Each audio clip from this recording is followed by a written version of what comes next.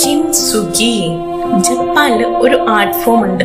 നല്ല ഭംഗിയുള്ള ബൗളുകളൊക്കെ പൊട്ടുമ്പോൾ അത് വലിച്ചെറിയാതെ അതിന്റെ പൊട്ടിയ ഓരോ പാർട്ടിലും സ്വർണം ഉരുക്കി ചേർത്ത് ഒരുമിപ്പിച്ച് അത് യോജിപ്പിക്കുന്ന ഒരു ആർട്ട് ഫോം. ഓരോ പുതിയ പീസിന്റെയും അംശങ്ങൾ ഓരോ ഹിസ്റ്ററി ആയിട്ട് അവർ കണക്കാക്കുന്നു.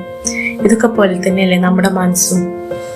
ഈ ബൗളുകൾ പോലെ നമ്മുടെ മനസ്സും പല പ്രാവശ്യങ്ങളിലായിട്ട് പല സിറ്റുവേഷൻസിലായിട്ട് ഭയങ്കരമായിട്ട് പൊട്ടി തകർന്നു പോയിട്ടുണ്ടാവും.